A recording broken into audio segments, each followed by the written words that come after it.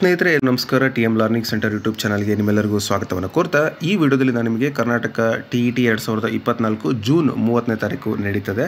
So ಅದಕ್ಕೆ ಸಂಬಂಧಪಟ್ಟಂತೆ ಯಾರೆಲ್ಲ ಪತ್ರಿಕೆ 1 ಪತ್ರಿಕೆ 2ರಲ್ಲಿ ಗಣಿತಕ್ಕೆ ನೀವು ಪ್ರಿಪರೇಷನನ್ನು ಮಾಡ್ತಾ ಇರ್ತೀರಿ ಅಥವಾ ಈಗ ರಜಾ ಅವಧಿಯಲ್ಲಿ ಮನೆಯಲ್ಲಿ ಇರ್ತಕ್ಕಂತಹ ವಿದ್ಯಾರ್ಥಿಗಳಿಗೆ ಎಸ್ಪೆಷಲಿ ಹೈಸ್ಕೂಲ್ ವಿದ್ಯಾರ್ಥಿಗಳಿಗೆ 8ನೇ ತರಗತಿಯಿಂದ 10ನೇ ತರಗತಿವರೆಗೆ ಯಾರಿಗೆಲ್ಲ ಬೇಸಿಕ್ ಕೊರತೆ ಇದೆ ಅಂತಹ ವಿದ್ಯಾರ್ಥಿಗಳು ಕೂಡ ಈ ವಿಡಿಯೋನ ನೋಡ್ಬೋದು. ಪತ್ರಿಕೆ 1ರಲ್ಲಿ ಆರ್ಟ್ಸ್ನವರಿಗೆ, ಪತ್ರಿಕೆ 2ರಲ್ಲಿ ಮ್ಯಾಥಮೆಟಿಕ್ಸ್ನವರಿಗೆ ತುಂಬ ಹೆಲ್ಪ್ಫುಲ್ ಆಗಿರುವಂಥ ಈ ವಿಡಿಯೋ. ಇವತ್ತಿನಿಂದ ನಾನು ನಿಮಗೆ ಬೇಸಿಕ್ ಒಂದು ಕ್ಲಾಸ್ಗಳನ್ನು ತಿಳಿಸ್ಕೊಡ್ತಾ ಇದ್ದೀನಿ. ಒಂದು ಮಾಡೆಲ್ ಕ್ವಶನ್ ಪೇಪರ್ಗಳನ್ನು ಕೂಡ ತಿಳಿಸ್ಕೊಡ್ತಾ ಇದ್ದೀನಿ. ನಾನು ನಿಮಗೆ ಕೇವಲ ಶಿಕ್ಷಕರಿಗೆ, ಹುದ್ದೆ ಆಕಾಂಕ್ಷಿಗಳಿಗೆ, TET ಆಕಾಂಕ್ಷಿಗಳಿಗೆ ಅಷ್ಟೇ ಅಲ್ಲ, ಇನ್ನು ಯಾವುದೇ ಕಾಂಪಿಟೇಟಿವ್ ಎಕ್ಸಾಮ್ಗೆ ಬೇಸಿಕ್ಸ್ ಕ್ವಶನ್ಸ್ ಏನಿರುತ್ತೆ ಸೊ ಇದ್ರ ಮೇಲೆ ನಿಮಗೆ ಬಹಳಷ್ಟು ಡಿಪೆಂಡ್ ಆಗಿರುತ್ತೆ. ನಾನು ಎಲ್ಲ ಒಂದು ಪ್ರಶ್ನೆಗಳನ್ನು 5ನೇ ತರಗತಿಯಿಂದ 10ನೇ ತರಗತಿ ಪುಸ್ತಕದಿಂದ ತಗೊಂಡಿದ್ದೀನಿ. ಸೊ ಸ್ಟೇಟ್ ಸಿಲೆಬಸ್ ಆಗಿರುತ್ತೆ. ಸೊ ನೀವು ನೋಡಿ ಈ ಒಂದು ತರಗತಿಯ ಸದುಪಯೋಗವನ್ನು ಪಡಿಸ್ಕೊಳ್ಳಿ. ಹಾಗೆ ಯಾರೆಲ್ಲ ಬೇಸಿಗೆ ರಜದಲ್ಲಿದ್ದೀರಿ ವಿದ್ಯಾರ್ಥಿಗಳು, ಸೊ ಮನೇಲಿದ್ದೀರಿ, ಅವರು ಕೋಚಿಂಗ್ ಹೋಗೋಕ್ಕಾಗಲ್ಲ ಅಂಥವರು ನೀವೇನು ಮಾಡ್ಬೋದು ಅಂತ ಹೇಳಿದ್ರೆ, ಅಥವಾ ಮನೇಲಿ ಯಾರಾದರೂ ಹೇಳ್ಕೊಡ್ಲಿಲ್ಲ ಅಂತ ಅಂದಾಗ ನೀವು ಇದನ್ನು ಈ ಒಂದು ವಿಡಿಯೋವನ್ನು ನೋಡಿ ಅವರ ಒಂದು ಪೋಷಕರ ಜೊತೆಗೆ ನೀವು ನೋಟ್ಸ್ ಮಾಡ್ಕೊತ ಹೋಗಿ. ಸೊ ಖಂಡಿತ ಇದು ಕೂಡ ನಿಮಗೆ ಹೆಲ್ಪ್ಫುಲ್ ಆಗುತ್ತೆ. ಸೊ ವಿಡಿಯೋನ ಕೊನೆವರೆಗೂ ನೋಡಿ. ಹೆಲ್ಪ್ಫುಲ್ ಆಗಿದ್ದರೆ ಹೆಲ್ಪ್ಫುಲ್ ಅಂತ ಕಮೆಂಟ್ ಮಾಡಿ, ನನಗೆ ಮುಂದಿನ ವಿಡಿಯೋ ಮಾಡಲಿಕ್ಕೆ ಒಂದಷ್ಟು ಸ್ಫೂರ್ತಿ ಸಿಗುತ್ತೆ ಅಂತ ಹೇಳ್ತಾ let us continue the video. So ಪ್ರಶ್ನೆಗಳು ಈ ರೀತಿ ಇದ್ದಾವೆ, ನೋಡ್ತಾ ಹೋಗಿ. ಈ ಕೆಳಗಿನವುಗಳಲ್ಲಿ 4 ಪರ್ಯಾಯ ಉತ್ತರಗಳನ್ನು ನೀಡಲಾಗಿದೆ. ಅವುಗಳಲ್ಲಿ ಸೂಕ್ತವಾದದನ್ನು ಆರಿಸಿ ಒಂದು ಕ್ರಮ ಸಂಖ್ಯೆಯೊಡನೆ ಬರೆಯಿರಿ ಅಂತ ಕೊಟ್ಟಿದ್ದಾರೆ. ತುಂಬ ಬೇಸಿಕ್ ಆದ ಪ್ರಶ್ನೆಗಳು ಅಂತ ನೀವು ಅಂದ್ಕೋಬೋದು, ಆದರೆ ಈ ಬೇಸಿಕ್ಕೇ ನಿಮಗೆ ಕೆಲವೊಂದು ಸರಿ ಕನ್ಫ್ಯೂಸ್ ಮಾಡುವಂಥದ್ದು. ಸೊ ಪ್ರಶ್ನೆಗಳು ಇಷ್ಟೇ ಅಲ್ಲ, ಇದರ ಹಿಂದೆ ಯಾವ ಥರದ ಒಂದು ಪ್ರಶ್ನೆಗಳು ಬರ್ಬೋದು ಅನ್ನೋದನ್ನು ಕೂಡ ನಾನು ನಿಮಗೆ ತಿಳಿಸ್ಕೊಡುವಂಥ ಪ್ರಯತ್ನ ಮಾಡ್ತೀನಿ. ಮೊದಲನೇ ಪ್ರಶ್ನೆ ಈ ರೀತಿ ಇದೆ. ಎಸ್, ಭಾಗಲಬ್ಧ ಸಂಖ್ಯೆಗಳ ಗಣಗಳಲ್ಲಿನ ಗುಣಾಕಾರದ ಅನನ್ಯತಾಂಶ ಅಂದರೆ ಮಲ್ಟಿಪ್ಲಿಕೇಟಿವ್ ಐಡೆಂಟಿಟಿ ಅಂತ ಕೇಳಿದ್ದಾರೆ. ಸೊ ಭಾಗಲಬ್ಧ ಸಂಖ್ಯೆಗಳ ಅಂತ ಕೊಟ್ಟಿದ್ದಾರೆ. ಭಾಗಲಬ್ಧ ಮತ್ತು ಯಾವುದೇ ಸಂಖ್ಯೆ ಕೊಡಲಿ, ನಿಮಗೆ ಗೊತ್ತಿರಲಿ ಗುಣಾಕಾರದ ಅನನ್ಯತಾಂಶ ಯಾವುದು ಅಂತ ಹೇಳಿದರೆ 1. ಎಸ್, ಹಾಗಾದರೆ ಮತ್ತು ಇದೇ ಥರ ಬೇರೆ ಯಾವ ಪ್ರಶ್ನೆ ಬರ್ಬೋದು? ಸಂಕಲನದ ಅನನ್ಯತಾಂಶ ಬರ್ಬೋದು. ಯಾವುದು? ಹಾಗಾದರೆ ಸಂಕಲನದ ಅನನ್ಯತಾಂಶ 0 ಆಗಿರುತ್ತೆ. ಸಂಕಲನದ ವಿಲೋಮ 1, ಇದರ ಒಂದು ವಿಲೋಮ ಯಾವುದು ಅಂತ ಕೊಟ್ಟರೆ ಪ್ಲಸ್ ಕೊಟ್ಟಿದ್ರೆ ಮೈನಸ್ ಮಾಡಬೇಕು, ಮೈನಸ್ ಕೊಟ್ಟಿದ್ರೆ ಪ್ಲಸ್ ಮಾಡಬೇಕು, -1 ಆಗುತ್ತೆ. 1ರ ಸಂಕಲನದ ವಿಲೋಮ ಆ ಥರ. ಸೊ ಅಂದರೆ ನಿಮಗೆ ಸಂಕಲನದ ವಿಲೋಮ, ಗುಣಾಕಾರದ ಅನನ್ಯತಾಂಶ, ಸೊ ಇವೆಲ್ಲವನ್ನೂ ಕೂಡ ಗೊತ್ತಿರಬೇಕು. ಸೊ ಇಲ್ಲಿ ಸಂಕಲನದ ಅನನ್ಯತಾಂಶ ಅಂತಂದರೆ ಏನಪ್ಪ ಅಂದರೆ, ಯಾವುದೇ ಸಂಖ್ಯೆಗೆ 0ಯನ್ನು ಕೂಡಿದಾಗ ನಮಗೆ ಉತ್ತರ ಅದೇ ಸಂಖ್ಯೆ ಬರಬೇಕು. ಅಂದರೆ a + 0 = 0 + a ಆಗಿರುತ್ತೆ. So that is equal to a. ಅಂದರೆ ಸಂಕಲನದ ಅನನ್ಯತಾಂಶ ಬಂದು 0. ಯಾವುದೇ ಕನ್ಫ್ಯೂಷನ್ ಬೇಡ, 0 ಅಂತ. ಅದು ಭಾಗಲಬ್ಧ ಸಂಖ್ಯೆ, ಅಭಾಗಲಬ್ಧ ಸಂಖ್ಯೆ ಅಂತ ವಿಚಾರ ಮಾಡಬೇಡ್ರಿ. ಯಾವುದೇ ಸಂಖ್ಯೆ ಆಗಿರಲಿ ಅದರ ಅನನ್ಯತಾಂಶ ಸಂಕಲನದ್ದು 0ನೇ ಆಗಿರುತ್ತೆ. ಗುಣಾಕಾರದ ಅನನ್ಯತಾಂಶ 1 ಅಂದರೆ 1 a × 1 = 1 × a ಏನೇ ಆಗಿರುತ್ತೆ. ಹಾಗಾಗಿ 1 ಒಂದು ಗುಣಾಕಾರದ ಅನನ್ಯತಾಂಶ. ಇನ್ನು ಸಂಕಲನದ ವಿಲೋಮ ನಾನು ನಿಮಗೆ ಆಗಲೇ ಹೇಳಿದ್ನಲ್ವ, a ಕೊಟ್ಟಿದ್ರೆ -a ಆಗುತ್ತೆ, -b ಕೊಟ್ಟಿದ್ರೆ +b ಆಗುತ್ತೆ. ಅಂದರೆ ಅರ್ಥ ಚಿಹ್ನೆಗಳು ಪ್ಲಸ್ ಇದ್ದಾಗ ಮೈನಸ್ ಆಗುತ್ತೆ, ಮೈನಸ್ ಇದ್ದರೆ ಪ್ಲಸ್ ಆಗುತ್ತೆ. ಸೊ ಇದು ಸಂಕಲನದ ವಿಲೋಮ. ಇನ್ನು ಗುಣಾಕಾರದ ವಿಲೋಮ ಬಂದು ಗುಣಾಕಾರದ ವಿಲೋಮ ಬಂದು 1/a ಆಗುತ್ತೆ. ಅಕಸ್ಮಾತ್ 1/a ಕೊಟ್ಟಿದ್ರೆ ಬರೀ a ಆಗುತ್ತೆ. ಸೊ ಈ ರೀತಿ ಗುಣಾಕಾರದ ವಿಲೋಮ. ಅಕಸ್ಮಾತ್ ಅವರು a/b ಅಂತ ಕೊಟ್ಟಿದ್ರೆ ಏನಾಗುತ್ತೆ? b/a ಆಗುತ್ತೆ. ಉಲ್ಟಾ ಅಂಶ ಛೇದ ಆಗುತ್ತೆ, ಛೇದ ಅಂಶ ಆಗುತ್ತೆ. ಅಂದರೆ ಅರ್ಥ ವಿಲೋಮವನ್ನು, ಗುಣಾಕಾರದ ವಿಲೋಮವನ್ನು ನಾವು ಗುಣಿಸಿದಾಗ ಅದರ ಜೊತೆಗೆ ಅದರ ಉತ್ತರ 1 ಆಗುತ್ತೆ. ನೋಡಿ, ಇದು a/bಗೆ b/a, a ಕ್ಯಾನ್ಸಲ್ ಆಗುತ್ತೆ, b ಕ್ಯಾನ್ಸಲ್ ಆಗುತ್ತೆ, ಉತ್ತರ 1 ಬರುತ್ತೆ. ಸೊ ಇದು ಬಹಳ ಇಂಪಾರ್ಟೆಂಟ್. ಅಂಶ ಛೇದ ಆಗುತ್ತೆ, ಛೇದ ಅಂಶ ಆಗುತ್ತೆ. ಸೊ ಛೇದದಲ್ಲಿ ಏನೂ ಇಲ್ಲ ಅಂದರೆ 1 ಅಂತ ತಿಳ್ಕೊಂಡು ನಾವು ಈ ರೀತಿ ಬರಿಬೋದು. ಇದು ಬಂದು ಗುಣಾಕಾರದ ಅನನ್ಯತಾಂಶ ಅಲ್ಲ, ಗುಣಾಕಾರದ ವಿಲೋಮ ಅನ್ನೋದನ್ನು ಅರ್ಥ ಮಾಡ್ಕೊಳ್ಳಿ. ಇದ್ರ ಮೇಲೆ ನಿಮಗೆ ಯಾವ ಪ್ರಶ್ನೆ ಕೂಡ ಬೇಕಾದರೂ ಬರ್ಬೋದು. ಆ ಒಂದು ಪ್ರಶ್ನೆಗಳನ್ನು ನೀವು ಎಷ್ಟು ಬೇಕಾದರೂ ಬರ್ಕೋಬೋದು. ಸೊ ಈ ಒಂದು ಬೇಸಿಕ್ ನಿಮಗೆ ಬಹಳ ಹೆಲ್ಪ್ಫುಲ್ ಆಗುತ್ತೆ. ಎಸ್ಪೆಷಲಿ ಆರ್ಟ್ಸ್ ಬ್ಯಾಕ್ಗ್ರೌಂಡ್ ಇರೋರಿಗೆ ತುಂಬಾ ಹೆಲ್ಪ್ಫುಲ್ ಆಗುತ್ತೆ ಅಂತ ಹೇಳ್ತಾ ಸೊ ನೋಡ್ತಾ ಹೋಗೋಣ. ಇದು 1ನೇ ಪ್ರಶ್ನೆಗೆ ಸಂಬಂಧಪಟ್ಟಂತೆ. ಸೊ ಹಾಗಾದರೆ ಇದಕ್ಕೆ ಉತ್ತರ ಬಂದು 1, ಗುಣಾಕಾರದ ಅನನ್ಯತಾಂಶ ಬಂದು 1 ಅಂತ ಗೊತ್ತಾಯಿತು. ನೆಕ್ಸ್ಟ್ 2ನೇ ಪ್ರಶ್ನೆ ಇಲ್ಲಿ ನಿಮ್ಮ ಸ್ಕ್ರೀನ್ ಮೇಲೆ ನೋಡ್ತಾ ಇದ್ದೀರಿ. a ನ ಘಾತ m ಅದರ ಘಾತ n ಅಂತ ಇದೆ. a⁴m whole to the power of ಎನ್ಗೆ ಸಮನಾಗಿರುವುದು ಅಂತ ಕೊಟ್ಟಿದ್ದಾರೆ. ಸೊ ಆಪ್ಷನ್ಸಲ್ಲಿ a⁴m plus N, a⁴m minus N, a⁴m divide by N, a⁴m into N ಅಂತ ಕೊಟ್ಟಿದ್ದಾರೆ. ಸೊ ಇದು ಘಾತಾಂಕಗಳ ನಿಯಮದಲ್ಲಿ ಬರುತ್ತೆ. ಸೊ ಘಾತಾಂಕಗಳ ನಿಯಮ ಗೊತ್ತಿದ್ದರೆ ಈ ಒಂದು ಪ್ರಶ್ನೆಗೆ ಸರಿಯಾದ ಉತ್ತರವನ್ನು ನಾವು ನೋಡ್ಬೋದು. ಸೊ ಮೊದಲಿಗೆ ಘಾತಾಂಕದ ನಿಯಮಗಳು ಯಾವ್ಯಾವು ಅನ್ನೋದನ್ನು ನೋಡ್ತಾ ಹೋಗೋಣ. ಘಾತಾಂಕದ ನಿಯಮಗಳು ಪ್ರಮುಖವಾಗಿ 5 ನಿಮ್ಗೆ ಗೊತ್ತಿದೆ. ಸೊ ನಾನಿಲ್ಲಿ ಸ್ವಲ್ಪ ಎಕ್ಸ್ಟ್ರಾ ಬರೆದಿದ್ದೀನಿ, ಅದನ್ನು ನೀವು ಅಬ್ಸರ್ವ್ ಮಾಡಿ. ಇದು ಏಕೆಂದರೆ ಕಾಂಪಿಟೇಟಿವ್ ಎಕ್ಸಾಮ್ಗೆ ನಿಮ್ಗೆ ಬೇಕಾಗಿರೋದ್ರಿಂದ ಒಂದು ಸ್ವಲ್ಪ ಜಾಸ್ತಿ ಡೀಟೇಲ್ ಆಗಿ ನಾವು ಕಲಿಬೇಕು ಅಂತ ಹೇಳಿ ನಾನು ಈ ರೀತಿ ಬರೆದಿದ್ದೀನಿ. ಸೊ 0 ಎಕ್ಸ್ಪೊನೆಂಟ್ ಲಾ ಅಂತ ಕರೀತಾರೆ. ಅಂದರೆ ಯಾವುದೇ ಸಂಖ್ಯೆಯ ಘಾತ 0 ಆಗಿದ್ದರೆ ಅದರ ಬೆಲೆ 1 ಆಗಿರುತ್ತೆ. ಸೊ ಐಡೆಂಟಿಟಿ ಎಕ್ಸ್ಪೊನೆಂಟ್ ಲಾ ಅಂತ ಇದೆ. ಏನೇ ಘಾತ 1 ಆಗಿದ್ರೆ ಅದರ ಬೆಲೆ ಏನೇ ಆಗಿರುತ್ತೆ. ಅಂದರೆ 1ನ್ನು 1 ಸರಿನೇ ಗುಣಿಸಿದ್ರೆ ಅದು ಅಷ್ಟೇ ಇರುತ್ತೆ ಅಲ್ವಾ. ಹಾಗಾಗಿ ಸೊ ಇದು ಇವೆರಡು ನೆನಪಿಟ್ಕೊಳ್ಳಿ. ಯಾವುದೇ ಸಂಖ್ಯೆಯ ಘಾತ 0 ಆಗಿದ್ದರೆ ಆ ಸಂಖ್ಯೆಯ ಬೆಲೆ 1 ಆಗಿರುತ್ತೆ. ಯಾವುದೇ ಸಂಖ್ಯೆಯ ಘಾತ 1 ಆಗಿದೆ ಅದೇ ಸಂಖ್ಯೆ ಬಂದಿರುತ್ತೆ. ನೆಕ್ಸ್ಟು ಮೂರನೇದು ಪ್ರಾಡಕ್ಟ್ ಲಾ ಅಂತ ಕರಿತೀವಿ. ಇದನ್ನು ಒಂದು ಘಾತಾಂಕಗಳ ನಿಯಮದಲ್ಲಿ ಮೊದಲನೇ ನಿಯಮ ಅಂತ ಕರೀತಾರೆ. ಎ ಗುಣಿಸು ಏನ ಘಾತ ಎಮ್ ಗುಣಿಸು ಏನ ಘಾತ ಎನ್ ಇಸ್ ಈಕ್ವಲ್ ಟು ಏನ ಘಾತ ಎಮ್ ಪ್ಲಸ್ ಎನ್ ಅಂತ ಆಗುತ್ತೆ. ಅಂದರೆ ಆಧಾರ ಸಂಖ್ಯೆ ಒಂದೇ ಆಗಿದ್ದು ಘಾತಗಳು ಬೇರೆ ಬೇರೆ ಆಗಿ ಗುಣಾಕಾರದಲ್ಲಿ ಬಂದರೆ ಅದರ ಘಾತಗಳನ್ನು ಕೂಡ್ಬೋದು ಅಂತ. ನೆಕ್ಸ್ಟು ಕೋಶಂಟ್ ಲಾ ಅಂತ ಬರುತ್ತೆ. ಸೊ ಇದು ಎರಡನೇ ನಿಯಮ ಘಾತಾಂಕದಲ್ಲಿ. ಏನ ಘಾತ ಎಮ್ ಡಿವೈಡೆಡ್ ಬೈ ಏನ ಘಾತ ಎನ್ ಇದ್ದಾಗ ಎರಡಕ್ಕೂ ಆಧಾರ ಸಂಖ್ಯೆ ಏನೇ ಇದೆ. ಸೊ ಏನ ಘಾತ ಎಮ್ ಮೈನಸ್ ಎನ್ ಆಗುತ್ತೆ. ಇಲ್ಲಿ ಪ್ಲಸ್ ಇದ್ದರೆ ಇಲ್ಲಿ ಮೈನಸ್ ಆಗಿರುತ್ತೆ. ಓಕೆ, ನೆಕ್ಸ್ಟು ನೆಗೆಟಿವ್ ಎಕ್ಸ್ಪೊನೆಂಟ್ ಲಾ. ಇದು ನಿಮಗೆ ಕಾಂಪಿಟೇಟಿವ್ ಎಕ್ಸಾಮ್ಗೋಸ್ಕರ ಕೊಟ್ಟಿರೋವಂಥದ್ದು. ಏನ ಘಾತ ಮೈನಸ್ ಎಮ್ ಇದ್ದರೆ 1 ಡಿವೈಡೆಡ್ ಬೈ ಏನ ಘಾತ ಪ್ಲಸ್ ಎಮ್ ಆಗಿರುತ್ತೆ. ನೆಕ್ಸ್ಟು ಮೂರನೇ ಘಾತಾಂಕದ ನಿಯಮ ಪವರ್ ಅಂತ ಹೇಳಿ ಕರಿತೀವಿ. ಏನ ಘಾತ ಎಮ್ ಅದರ ಘಾತ ಎನ್, ಈಗೇನು ನಾವು ನೋಡಿದ್ವಿ ಪ್ರಶ್ನೆಯಲ್ಲಿ ಆ ಒಂದು ಸೂತ್ರ ಇದೇನೆ. ಏನ ಘಾತ ಎಮ್ ಅದರ ಘಾತ ಎನ್ ಇಸ್ ಈಕ್ವಲ್ ಟು ಏನ ಘಾತ ಎಮ್ ಇಂಟು ಎನ್ ಆಗಿರುತ್ತೆ. ನೆಕ್ಸ್ಟು ಪವರ್ ಆಫ್ ಪ್ರಾಡಕ್ಟ್ ಅಂತ ಇದೆ. ಸೊ ಪ್ರಾಡಕ್ಟ್ ಏನ ಘಾತ ಎ ಗುಣಿಸು ಬಿ ಅದರ ಘಾತ ಎಮ್ ಅಂತ ಇದ್ದಾಗ ಅದರ ಒಂದು ಉತ್ತರ ಏನಾಗಿರುತ್ತಪ್ಪ ಅಂದರೆ ನೋಡಿ, ಈ ಎರಡಕ್ಕೂ ಕೂಡ ಸಪ್ರೇಟ್ ಎಮ್ ಮತ್ತು ಎಮ್ ಬರುತ್ತೆ. ಇಲ್ಲಿ ಅಬ್ಸರ್ವ್ ಮಾಡ್ತಾ ಇದ್ದೀರಾ. ಏನ ಘಾತ ಎಮ್ ಇಂಟು ಬಿನ ಘಾತ ಎಮ್ ಆಗುತ್ತೆ. ಸೊ ಈ ಒಂದು ಸೂತ್ರ ನೆನಪಿಟ್ಕೊಳ್ಳಿ. ನೆಕ್ಸ್ಟು ಏನ ಘಾತ ಎ ಡಿವೈಡೆಡ್ ಬೈ ಬಿ ಅದರ ಘಾತ ಎಮ್ ಇದ್ದಾಗ ಅಲ್ಲೂ ಕೂಡ ಎಮ್ ಸಪ್ರೇಟಾಗಿ ಬರುತ್ತೆ. ಸೊ ಇವು ಘಾತಾಂಕದ ನಿಯಮಗಳು. 5 ನಿಯಮಗಳು ನಿಮಗೆ ಈಗ ಆಲ್ರೆಡಿ ಗೊತ್ತಿದೆ ಅಂತ ಭಾವಿಸ್ತಾ ಈಗ ಬಂದಿರುವಂಥ ಪ್ರಶ್ನೆಯಲ್ಲಿ ಕೊಟ್ಟಂತಹ ಉತ್ತರ ಬಂದು ಇದೆ. ಏನ ಘಾತ ಎಮ್ ಅದರ ಘಾತ ಎನ್ ಇಸ್ ಈಕ್ವಲ್ ಟು ಏನ ಘಾತ ಎಮ್ ಇಂಟು ಎನ್ ಅಂತ. ಅಂದರೆ a⁴m whole to the power of n is equal to a⁴m into n.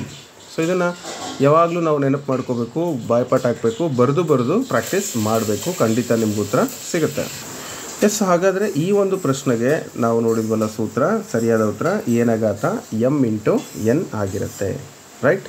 So next ಮುಂದಿನ ಪ್ರಶ್ನೆ. ಒಂದು ಚೌಕದ ವಿಸ್ತೀರ್ಣವು 196 ಸೆಂಟಿಮೀಟರ್ ಸ್ಕ್ವೇರ್ ಆದರೆ ಅದರ ಬಾಹುವಿನ ಉದ್ದ ಅಂತ ಕೇಳಿದ್ದಾರೆ. ಒಂದು ಚೌಕದ ವಿಸ್ತೀರ್ಣ ಅಂದಾಗ ಚೌಕದ ವಿಸ್ತೀರ್ಣದ ಸೂತ್ರ ಏನು? ಬಾಹು ಗುಣಿಸು ಬಾಹು. ಸೊ ಆ ಬಾಹು ಗುಣಿಸು ಬಾಹು ಅಂತ ನಾವು ಬರ್ಕೊಂಡು ಬಾಹು ಗುಣಿಸು ಬಾಹು ಸೊ ಈಸ್ ಈಕ್ವಲ್ ಟು 196. ಹೌದಲ್ವಾ? ಬಾಹು ಗುಣಿಸು ಬಾಹು ಅಂದಾಗ ಒಂದು ಬಾಹುವನ್ನು ತಗೊಂಡ್ರೆ ಅದರ ಒಂದು ಸ್ಕ್ವೇರ್ ಆಗುತ್ತೆ. ಈ ಕಡೆ ಬಂದರೆ 196ರ ವರ್ಗಮೂಲನ ನಾವು ಕಂಡುಹಿಡಿಬೇಕಾಗುತ್ತೆ. 196ರ ವರ್ಗಮೂಲ ಯಾವುದು? ಸೊ ನೋಡಿ, ಕರೆಕ್ಟಾಗಿ ಉತ್ತರವನ್ನು ಗೆಸ್ ಮಾಡಿ. 14 ಅಂದರೆ 14 ಗುಣಿಸು 14, 4 4 16 6 4 4 1 4 1 5. ಸೊ 4 4 16ಕ್ಕೆ 6 ದಶಕ 1 4 1 4 1 5. ನೆಕ್ಸ್ಟು 1 4 4 1 1 1 6 9 1 196. ಸೊ 14ರ ವರ್ಗಮೂಲ 196. ನೀವು ಎಲ್ಲ ವರ್ಗಮೂಲಗಳನ್ನು ವೇಗವಾಗಿ ಕಂಡುಹಿಡಿಯೋದಕ್ಕೆ ಪ್ರಯತ್ನ ಮಾಡಿ. ಅಥವಾ ಈಗ ನೋಡಿ, ಇನ್ನೂ ಸಿಂಪಲಾಗಿ ಹೇಳ್ಕೊಡ್ತೀನಿ. ಇಲ್ಲಿ 4 ಇದೆಯಾ? 4 4 16 ಇಲ್ಲಿ ಬಂದಿದೆ ಬಿಡಿ ಸ್ಥಾನದಲ್ಲಿ. ನೆಕ್ಸ್ಟ್ 3 ಇದೆಯಾ? 3 3 9 ಬರಲ್ಲ, ಈ ಸಂಖ್ಯೆ ಬಿಟ್ಬಿಡಿ. 6 6 36 ಇದು ಒಂದು ಡೌಟ್ ಬರುತ್ತೆ. ಇಲ್ಲಿ ಡೌಟ್ ಇದೆ. 6 ಬಂತಲ್ವ ಬಿಡಿ ಸ್ಥಾನದಲ್ಲಿ. 9 9 81 ಇದು ಬರಲ್ಲ. ಸೊ ಇವೆರಡರಲ್ಲಿ ನಿಮಗೊಂದು ಕನ್ಫ್ಯೂಷನ್ ಇದೆ. ಇವೆರಡನ್ನು ಗುಣಾಕಾರ ಮಾಡಿ 16 16 14 14 ಗುಣಿಸ್ಬಿಟ್ರೆ ನಿಮಗೆ 196 ಗೊತ್ತಾಗ್ಬಿಡುತ್ತೆ. ಇದು ಒಂದು ರೀತಿ ಫಾಸ್ಟಾಗಿ ಕಂಡುಹಿಡಿಯುವಂಥ ಮೆಥಡು. ಯಾಕೆ ಅಂದರೆ ನಾನು ಈ ಒಂದು ವಿಡಿಯೋನ ಮಕ್ಕಳು ಮತ್ತು ಹಾರ್ಟ್ಸ್ನವರು ಕೂಡ ನೋಡ್ತಿರ್ತೀರಿ ಅಂತ ಹೇಳಿ ನಾನು ಇಷ್ಟು ಡೀಟೇಲಾಗಿ ಹೇಳಿದ್ದೀನಿ. ಸೊ ಹಾಗಾದರೆ ಚೌಕ ಒಂದೇ ಕೇಳ್ತಾರ ಪರೀಕ್ಷೆಯಲ್ಲಿ? ಇಲ್ಲ.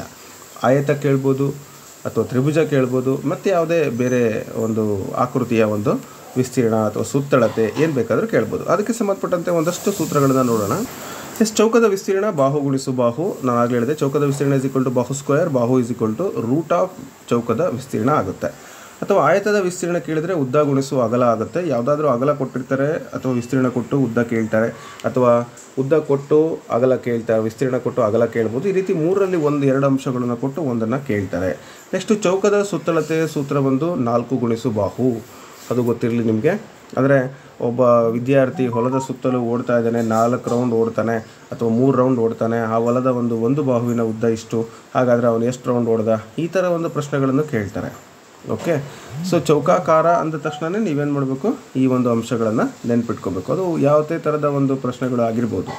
ಇನ್ನು ಆಯತದ ಸುತ್ತಳತೆ 2 ಗುಣಿಸು ಉದ್ದ ಪ್ಲಸ್ ಅಗಲ ಆಗಿರುತ್ತೆ. ಯಾಕೆಂದರೆ ಆಯತ ನೋಡಿದರೆ, ಸೊ ಈ ಆಯತದಲ್ಲಿ ಇದು ಒಂದು ಅಗಲ, ಇದು ಕೂಡ ಅಗಲ, ಇದು ಉದ್ದ, ಇದು ಉದ್ದ.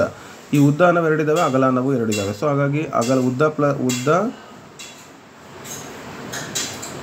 ಪ್ಲಸ್ ಇದು, ಸೊ ಮೈನಸ್ ಅಲ್ಲ, 2 ಗುಣಿಸು ಉದ್ದ ಪ್ಲಸ್ ಅಗಲ ಆಗುತ್ತೆ. ಅಥವಾ ನೀವು ಇದನ್ನು ಈ ಥರನೂ ಮಾಡ್ಬೋದು, 2 ಉದ್ದ ಪ್ಲಸ್ 2 ಅಗಲ ಅಂತಲೂ ಕೂಡ ಮಾಡ್ತಾರೆ. ಸೊ 2 ಕೂಡ ಸರಿಯಾದ ಉತ್ತರನೇ. ಸೊ ಇದೇ ಥರದ ಸೂತ್ರಗಳು ನಿಮಗೆ ಬೇರೆ ಬೇರೆ ಗೊತ್ತಿರಬೇಕು. ಸೊ ಅದ್ರ ಮೇಲೂ ಕೂಡ ಪ್ರಶ್ನೆಗಳು ಖಂಡಿತ ಬಂದೇ ಬರುತ್ತೆ.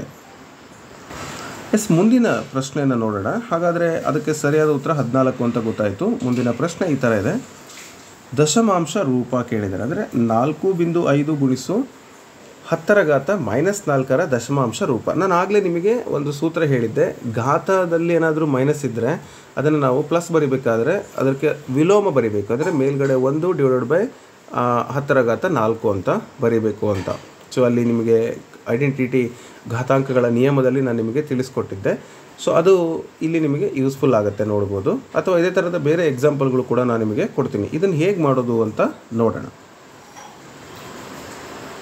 ಸೊ ಪ್ರಶ್ನೆಯಲ್ಲಿ 4.5 ಗುಣಿಸು 10⁻⁻4 ಅಂತ ಇದೆ. ಸೊ 10⁻⁻4 ನಾವು 1 / 1 ಮುಂದೆ 4 0 ಅದು ಗೊತ್ತಲ್ಲ, ಆ ಥರ ಬರ್ಕೊಂಡಿದ್ದೀನಿ. ಇದನ್ನು ನಾವು ಎಷ್ಟು ಸೊನ್ನೆಗಳಿದಾವೋ ಅಷ್ಟು ಈ ಬಿಂದುಗಳನ್ನು ಹಿಂದೆ ಹಾಕ್ಕೊಂಡು ಹೋಗ್ಬೇಕು. ಇಲ್ಲಿ ಬಿಂದು ಇದೆ, ಇದ್ರ ಹಿಂದುಗಡೆ 1 2 3 4 ಸರಿ ಹಿಂದಕ್ಕೆ ಹೋಗ್ಬೇಕು. ನೋಡಿ, ಇಲ್ಲಿ ಬಿಂದು ಇತ್ತು, 1 2 3 4 ಇಲ್ಲಿ ಬಂದಿದೆ. ಈಗ ಅಂದರೆ 0.3 0 4 5 ಆಗುತ್ತೆ. ಸೊ ಈ ಥರ ಅದಕ್ಕೆ ಸರಿಯಾದ ಉತ್ತರ ಬರುತ್ತೆ. ಇನ್ನು ಅದೇ ಥರನೇ ನಿಮಗೆ ಎಕ್ಸಾಂಪಲ್ ನೋಡೋದಾದರೆ 1/10 ಅಂತ ಇದ್ದರೆ 0.1, 1/100 0.01, 1/1000 0.001, 1/10,000 ಅಂದರೆ 0.0001 ಆಗುತ್ತೆ. ಅಂದರೆ ಎಷ್ಟು 0 ಇರ್ತಾವೋ ಅಷ್ಟು ಬಿಂದುಗಳು ಆಚೆ ಕಡೆ ಹೋಗುತ್ತೆ, ದಶಮಾಂಶ ಸ್ಥಾನವನ್ನು ತುಂಬುತ್ತೆ ಅನ್ನೋದು ನಿಮಗೆ ಗೊತ್ತಿರಲಿ. ಓಕೆ, ಸೊ ಸರಿಯಾದ ಉತ್ತರ ಬಂದು 0.0004 ಸೊ ಆ ಒಂದು ಉತ್ತರ ಎಲ್ಲಿದೆ ನೋಡಿ, 0.0045 ಅಂದರೆ ಆಪ್ಷನ್ ಸಿನಲ್ಲಿದೆ. ಆ ಉತ್ತರ ಸರಿಯಾದ ಉತ್ತರ ಆಗುತ್ತೆ, ಹೌದಲ್ವಾ? ಸೊ ಇಷ್ಟು ಸಿಂಪಲ್ ಆಗಿ ನೀವು ಈ ಥರದ ಪ್ರಶ್ನೆಗಳನ್ನು ಅರ್ಥ ಮಾಡಿಕೊಂಡು ಪರೀಕ್ಷೆಯಲ್ಲಿ ಬರಿಬೋದು. ಇನ್ನು ಮುಂದಿನ ಪ್ರಶ್ನೆ ನೋಡಿ. ಸೊ ಈ ಪ್ರಶ್ನೆ ಸುಲಭೀಕರಿಸಿದ ರೂಪ ಅಂತ ಕೇಳಿದ್ದಾರೆ. ಓಕೆ, x+2 × x - 2 + 4 ಅಂತ ಕೊಟ್ಟಿದ್ದಾರೆ. ಸೊ ಇದು ನೋಡಿದ ತಕ್ಷಣ ನಿಮ್ಗೆ ಗೊತ್ತಾಗುತ್ತೆ ಇಲ್ಲೂ ಕೂಡ ಒಂದೇನೋ ಸೂತ್ರ ಇದೆ. ಅಥವಾ ಕೆಲವರು ಏನು ಮಾಡ್ತಾರೆ, ಸೂತ್ರ ಗೊತ್ತಿಲ್ಲ ಅಂದರೆ ಗುಣಾಕಾರ ಮಾಡ್ತಾರೆ. ಎಕ್ಸಿಂದ ಇವೆರಡನ್ನು ಮತ್ತು ಈ 2ರಿಂದ ಇವೆರಡನ್ನು ಗುಣಿಸಿ ಆಮೇಲೆ 4ಕ್ಕೆ ಕೂಡಿ ಉತ್ತರನ ಕಂಡುಹಿಡಿತಾರೆ. ಸೊ ಅದು ತುಂಬ ದೀರ್ಘವಾದ ವಿಧಾನ ಆಗುತ್ತೆ. ನೀವು ಪರೀಕ್ಷೆಯಲ್ಲಿ ನಿಮ್ಮ ಸಮಯ ಅಲ್ಲೇ ಹೋಗಿಬಿಡುತ್ತೆ. ಅದ್ರ ಬದಲು ನಿಮಗೆ ಸೂತ್ರ ಗೊತ್ತಿದ್ದರೆ ನೀವೇನು ಮಾಡ್ಬೋದು, ಈ ಥರದ ಪ್ರಶ್ನೆಗಳನ್ನು ಈಸಿಯಾಗಿ ಮಾಡ್ಬೋದು. ಯಾವ ಸೂತ್ರ? x + a × x + b x + a × x - a ಅಥವಾ a + b × a - b. ಈ ಒಂದು ಸೂತ್ರ a² - b² ಆಗಿರುತ್ತೆ. ಆ ಸೂತ್ರ ಹಾಕ್ಕೊಂಬಿಟ್ರೆ ನಿಮಗೆ ನೇರವಾಗಿ ಉತ್ತರ ಬಂದುಬಿಡುತ್ತೆ. ಸೊ ನಾನು ಅದು ಐಡೆಂಟಿಟಿ ನಿಮಗೆ ತಿಳಿಸ್ತಾ ಹೋಗ್ತೀನಿ. ಅದೇ ಥರದ ಬೇರೆ ಬೇರೆ ಸೂತ್ರಗಳನ್ನು ಕೂಡ ತಿಳಿಸ್ತೀನಿ. ಮೊದಲು ಆ ಲೆಕ್ಕವನ್ನು ನೋಡೋಣ.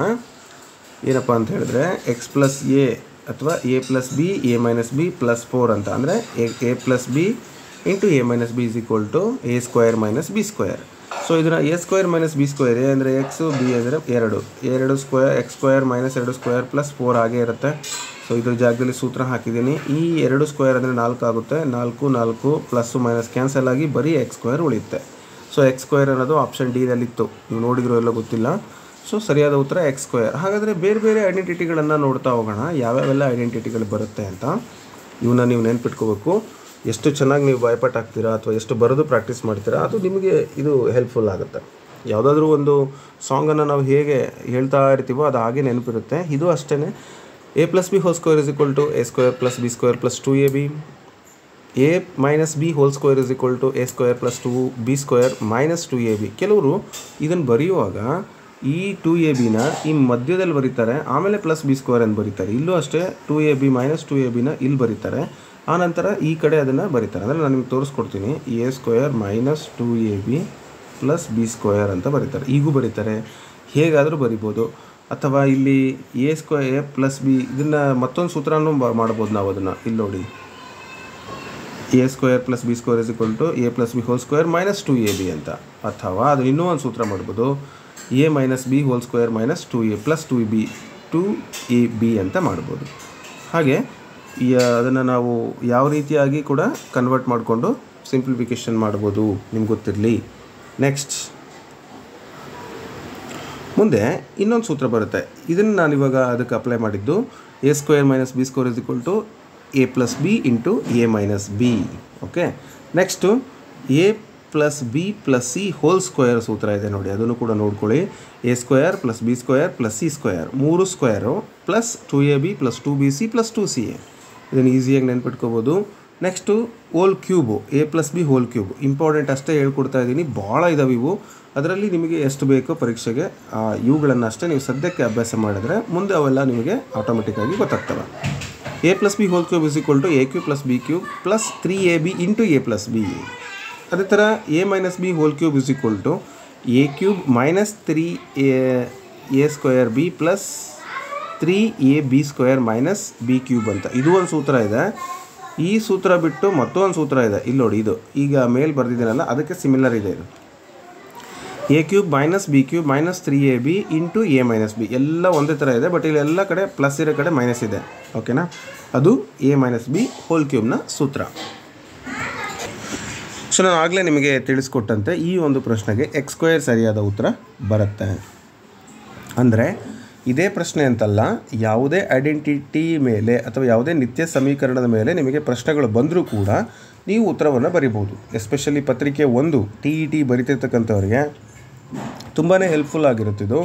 ಸೊ ಹೇಳಿಕೆ ರೂಪದ ಪ್ರಶ್ನೆಗಳು ಬರುತ್ತೆ, ಕೆಲವೊಂದು ಏಜ್ ಮೇಲಿನ ಪ್ರಶ್ನೆಗಳು ಬರುತ್ತೆ, ಸಮೀಕರಣಗಳನ್ನು ಹಾಕಿ ಮಾಡುವಂಥ ಪ್ರಶ್ನೆಗಳು ಬರುತ್ತೆ. ಅವನ್ನ ಈಸಿಯಾಗಿ ಸಿಂಪ್ಲಿಫಿಕೇಷನ್ ಮಾಡಬೇಕು ಅಂತ ಹೇಳಿದರೆ ನಿಮಗೆ ಸೂತ್ರಗಳು ಬೇಕೇ ಬೇಕು.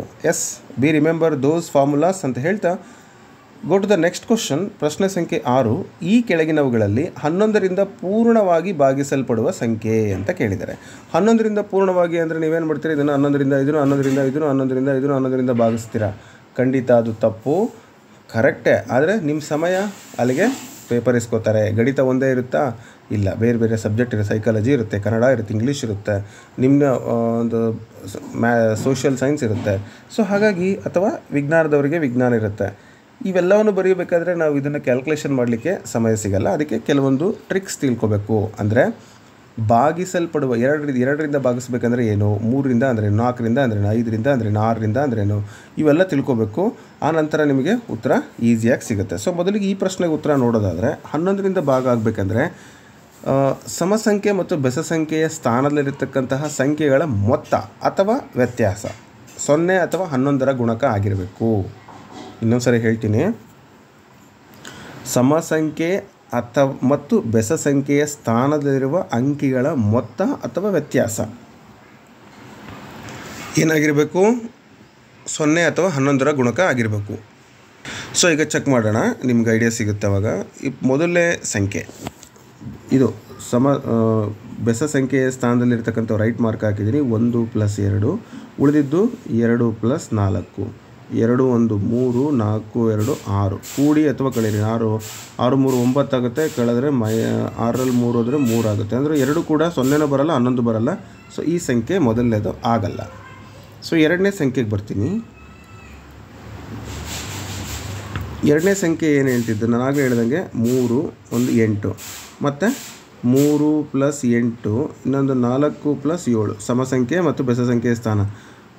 ಸೊ 8 3 11, ಮತ್ತಿದು 7 + 4 11 ಕೂಡಿ ಅಥವಾ ಕಳೀರಿ ಏನಾಗುತ್ತೆ 0 ಬರುತ್ತೆ ಕಳೆದ್ರೆ ಎಸ್ ಈ ಒಂದು ಸಂಖ್ಯೆ 11ರಿಂದ ಕಂಪ್ಲೀಟಾಗಿ ಭಾಗ ಆಗುತ್ತೆ. ಸೊ ಆಪ್ಷನ್ ಬಿ ಸರಿಯಾದ ಉತ್ತರ. ಆದರೂ ಕೂಡ ಒಂದು ಸರಿ ಚೆಕ್ ಮಾಡೋಣ ಬೇರೆ ಯಾವ ಬರಬಾರ್ದು. ಸೊ ಅದೊಂದು ಬಂದಿದೆ ಅಂದರೆ ಉಳಿದಂಥವು ಯಾವ ಬರೋದಿಲ್ಲ. ಸೊ ನೋಡೋಣ ಈ ಒಂದು ಪ್ರಶ್ನೆಗೆ 1 ಇದೆ, ಇಲ್ಲಿ 2 ಇದೆ, ಇಲ್ಲಿ 6 ಇದೆ. ಈ ಸಂಖ್ಯೆಗಳನ್ನು ಕೂಡಿ 2 1 + 2 + 6 ಇನ್ನು 5 + 8 6 7 6 3 9 ನೆಕ್ಸ್ಟು 5 13 ಆಗುತ್ತೆ. ಇದು ಕಳೀರಿ ಅಥವಾ ಕೂಡಿ 20 ಕೂಡಿದರೆ ಎಷ್ಟಾಗುತ್ತೆ? ಇದು 22 ಆಗುತ್ತೆ. ಸೊ ಕಳೆದ್ರೆ ಬಂದು 4 ಉತ್ತರ ಬರುತ್ತೆ. ಸೊ ಹಾಗಾಗಿ ಈ ಒಂದು ಸಂಖ್ಯೆ ಕೂಡ ಭಾಗ ಆಗೋದಿಲ್ಲ ಅಂತ ಹೇಳ್ಬೋದು. ಸೊ ಕೊನೆಯ ಸಂಖ್ಯೆ ಒಂದು ನೋಡೋಣ. 2 2 1. ಸೊ 2 2 4 1 5. ಇನ್ನು ಉಳಿದಿದ್ದು 1 2 3 ಆಗುತ್ತೆ. ಸೊ 5 3 8 ಆಗುತ್ತೆ. ಕಳೆದ್ರೆ 2 ಆಗುತ್ತೆ. ಸೊ ಈ ಸಂಖ್ಯೆ ಕೂಡ ಬರೋದಿಲ್ಲ ಅಂತ. ಸೊ ನಿಮಗಿಲ್ಲಿ ಅರ್ಥ ಆಗಿದೆ ಅಂತ ಭಾವಿಸ್ತೀನಿ. 11ರಿಂದ ಭಾಗಿಸಲ್ಪಡುವ ಸಂಖ್ಯೆ ಅಂತ ಹೇಳಿದರೆ ನಾನು ಹೇಳಿದಂತಹ ಟ್ರಿಕ್ಸನ್ನು ನೀವು ಯೂಸ್ ಮಾಡಬೇಕಾಗತ್ತೆ. ಸೊ ಹೆಚ್ಚಿನ ಮಾಹಿತಿನ ನೋಡ್ತಾ ಹೋಗೋಣ. ಅವರು ಬೈ ಚಾನ್ಸ್ 2ರಿಂದ ಭಾಗವಾಗುವಿಕೆ ಅಂತ ಕೊಟ್ಟರೆ ಏನು ಮಾಡಬೇಕು? ಬಿಡಿ ಸ್ಥಾನದಲ್ಲಿ ಚೆಕ್ ಮಾಡಬೇಕು. 2 0 2 4 6 8 ಇದ್ದರೆ ಆ ಸಂಖ್ಯೆ ಖಂಡಿತ 2ರಿಂದ ಭಾಗ ಆಗುತ್ತೆ. ಸೊ 2ರಿಂದ ಭಾಗ ಆಗಬೇಕಂದ್ರೆ ಕೊಟ್ಟಿರುವಂಥ ಸಂಖ್ಯೆನ 2ರಿಂದ ಭಾಗ ಮಾಡಿ ನೋಡೋದೇನು ಬೇಕಾಗಿಲ್ಲ. ಬಿಡಿ ಸ್ಥಾನ ನೋಡಿದರೆ ಸಾಕು. ಅದು ಎಷ್ಟರ ದೊಡ್ಡ ಸಂಖ್ಯೆ ಇರಲಿ. 3 ನೋಡಿ 34,826 ಅಂತ ಕೊಟ್ಟಿದ್ದಾರೆ. 6 ಕೊಟ್ಟಿದ್ದಾರೆ ಬಿಡಿ ಸ್ಥಾನದಲ್ಲಿ ಅಂದರೆ as it is divisible by 2. So ಅದೇ 7 ಕೊಟ್ಟಿದ್ರೆ ಇಲ್ಲ, ಅಂದರೆ 0 2 4 6 8. ನೆಕ್ಸ್ಟು ಸೊ ಅದೇ ರೀತಿ 3ರಿಂದ ಭಾಗ ಆಗಬೇಕಂದ್ರೆ ಕೊಟ್ಟಿರ್ತಕ್ಕಂಥ ಅಂಕಿಗಳನ್ನು ಕೂಡಿ ಅದರ ಮೊತ್ತ 3ರಿಂದ ಭಾಗ ಆದರೆ ಅಥವಾ ಅದರ 3ರ ಗುಣಕ ಆಗಿದ್ದರೆ ಖಂಡಿತ ಅದು 3ರಿಂದ ಭಾಗ ಆಗುತ್ತೆ. ಫಾರ್ ಎಕ್ಸಾಂಪಲ್ ಈಗ ನೋಡಿ, ಈಗ ಇಷ್ಟು ಕೊಟ್ಟಿದ್ದಾರಪ್ಪ, ಈ ಸಂಖ್ಯೆ 3ರಿಂದ ಭಾಗ ಆಗುತ್ತಾ ಅಂತ ಕೇಳಬೇಕು. ಅಂದರೆ 1110. ಸೊ ಇದನ್ನು ಎಲ್ಲ ಅಂಕಿಗಳನ್ನು ಕೂಡಿ 1 2 3 ಅಂದರೆ 1 + 1 + 1 + 0 ಅಂದರೆ 3 ಆಗುತ್ತಲ್ವ. 3ರಿಂದ ಭಾಗ ಆಗುತ್ತೆ. ಸೊ ಹಾಗಾಗಿ ಅದು 3ರಿಂದ ಭಾಗ ಆಗುತ್ತೆ ಅಂತ ಅರ್ಥ. ಅಂದರೆ ನಾವು ಭಾಗ ಮಾಡಿ ನೋಡುವಂಥ ಅವಶ್ಯಕತೆ ಇಲ್ಲ. ನೆಕ್ಸ್ಟ್ 4ರಿಂದ ಭಾಗ ಆಗಬೇಕಂದ್ರೆ ಕೊನೆಯ 3 ಅಂಕೆಗಳು 4ರಿಂದ ಭಾಗ ಆಗಬೇಕು. ಇನ್ನು 5ರಿಂದ ಭಾಗ ಆಗಬೇಕಂದ್ರೆ ಬಿಡಿ ಸ್ಥಾನದಲ್ಲಿ ಏನಿರಬೇಕು? 0 ಮತ್ತು 5 ಇದ್ದರೆ ಅದು 5ರಿಂದ ಭಾಗ ಆಗುತ್ತೆ ಅಂತ. ಇನ್ನು 6ರಿಂದ ಭಾಗ ಆಗಬೇಕಂದ್ರೆ 3 ಮತ್ತು 2ರಿಂದ, ಅಂದರೆ 3 2 6 ಅಲ್ವಾ. ಸೊ ಹಾಗಾಗಿ 3ರಿಂದನೂ ಭಾಗ ಆಗಬೇಕು, 2ರಿಂದನೂ ಭಾಗ ಆಗಬೇಕು. 3ರಿಂದ ಹೇಗೆ 2ರಿಂದ ಹೇಗೆ ನಾನು ಆಲ್ರೆಡಿ ನಿಮಗೆ ತಿಳಿಸ್ಕೊಟ್ಟಿದ್ದೀನಿ. ಇನ್ನು 9ರಿಂದ ಭಾಗ ಆಗಬೇಕಂದ್ರೆ ಕೊಟ್ಟಿರುವ ಎಲ್ಲ ಅಂಕಿಗಳ ಮೊತ್ತ 9ರಿಂದ ಭಾಗ ಆಗಬೇಕು. ಅಂದರೆ ಕೊಟ್ಟಿರುವ ಸಂಖ್ಯೆಗಳನ್ನು ಕೂಡಿಬಿಡಬೇಕು ಅಂಕಿಗಳನ್ನು, ಅದು 9ರಿಂದ ಭಾಗ ಆದರೆ ಖಂಡಿತ ಆ ಸಂಖ್ಯೆ ಪೂರ್ತಿ 9ರಿಂದ ಭಾಗ ಆಗುತ್ತೆ ಅಂತ ಅರ್ಥ. ಇನ್ನು 10ರಿಂದ ಭಾಗ ಆಗಬೇಕು ಅಂದರೆ ಬಿಡಿ ಸ್ಥಾನದಲ್ಲಿ 0 ಇರಬೇಕು. ಇನ್ನು 11ರಿಂದ ಭಾಗ ಆಗಬೇಕಂದ್ರೆ ನಾನು ಈಗಿನ ಹೇಳಿದ್ನಲ್ಲ, ಸೊ ಅದೇ ಒಂದು ಸೂತ್ರವನ್ನು ನೀವು ನೆನಪಿಟ್ಕೊಳ್ಳಿ. ಏನಪ್ಪ ಅಂತ ಹೇಳಿದರೆ ಸಮ ಸಂಖ್ಯೆ ಮತ್ತು ಬೆಸ ಸಂಖ್ಯೆಯ ಸ್ಥಾನಗಳ ಅಂಕಿಗಳ ಮೊತ್ತ ಅಥವಾ ವ್ಯತ್ಯಾಸ 11 ಅಥವಾ 0 ಆಗಿದ್ದರೆ ಸೊ ಖಂಡಿತ ಆ ಸಂಖ್ಯೆ 11ರಿಂದ ಭಾಗ ಆಗುತ್ತೆ. ಸೊ ಇಷ್ಟೇ, ಭಾಳ ಸಿಂಪಲ್. ನಾನು ನಿಮಗೆ ಹೇಳ್ಕೊಟ್ಟಿದ್ದೀನಿ, ಒಂದು ಲೆಕ್ಕ ಕೂಡ ಅಲ್ಲಿ ನಿಮಗೆ ತಿಳಿಸ್ಕೊಟ್ಟಿದ್ದೀನಿ ಅಂತ ಹೇಳ್ತಾ ಮುಂದಿನ ಪ್ರಶ್ನೆಗಳನ್ನು ನೋಡೋಣ. ಸೊ ಇವತ್ತು ನಾವು ಮೊದಲನೇ ತರಗತಿಯಲ್ಲಿ ಒಂದಷ್ಟು ಬೇಸಿಕ್ 6 ಪ್ರಶ್ನೆಗಳು ಮತ್ತು ಅವುಗಳಿಗೆ ಸಂಬಂಧಪಟ್ಟಂಥ ಕಂಪ್ಲೀಟ್ ಡೀಟೇಲ್ ಆಗಿ ಕಲಿಯುವಂಥ ಪ್ರಯತ್ನ ಮಾಡಿದ್ದೀವಿ ಅಂತ ಹೇಳ್ತಾ, ಸೊ ಇಲ್ಲಿ ನನ್ನ ಒಂದು ಪ್ರಯತ್ನ ನಿಮಗೆ ಇಷ್ಟ ಆಗಿದೆ ಅಥವಾ ಸುಲಭವಾದ ವಿಧಾನದಲ್ಲಿ ಹೇಳ್ಕೊಟ್ಟಿದ್ದೀನಿ ಅನ್ನೋದಾದರೆ ನೀವು ನನಗೆ ನಿಮ್ಮ ಫೀಡ್ಬ್ಯಾಕನ್ನು ತಿಳಿಸ್ಕೊಡ್ಬೋದು ಕಮೆಂಟ್ ಮೂಲಕ. ಈಗಲೇ ಹೇಳಿ ಅಂತ ಹೇಳ್ತಾ, ಸೊ ಈ ವಿಡಿಯೋ ಯೂಸ್ಫುಲ್ ಆಗಿದ್ದರೆ ಖಂಡಿತ ಯೂಸ್ಫುಲ್ ಅಂತ ಕಮೆಂಟ್ ಮಾಡಿ. ನೀವು ಯಾವ ಪರೀಕ್ಷೆಗೆ ಸಿದ್ಧತೆ ನಡೆಸ್ತಾ ಇದ್ದರೆ ಅದನ್ನು ಕೂಡ ನನಗೆ ತಿಳಿಸ್ಕೊಡುವಂಥ ಪ್ರಯತ್ನ ಮಾಡಿ ಅಂತ ಹೇಳ್ತಾ, ಸೊ ಟೆಲಿಗ್ರಾಮ್ ಗ್ರೂಪ್ ಇದೆ, ವಾಟ್ಸಪ್ ಗ್ರೂಪ್ ಇದೆ. ನಿಮಗೆ ಈ ವಿಡಿಯೋಗಳು ಇಷ್ಟ ಆಗಿದೆ ಅಥವಾ ನೋಟಿಫಿಕೇಷನ್ ಬೇಕು ಅನಿಸಿದರೆ ಆ ಒಂದು ಗ್ರೂಪ್ಗಳಿಗೂ ಕೂಡ ಜಾಯ್ನ್ ಆಗಿ ಅಂತ ಹೇಳ್ತಾ, thank you so much. Have a nice day.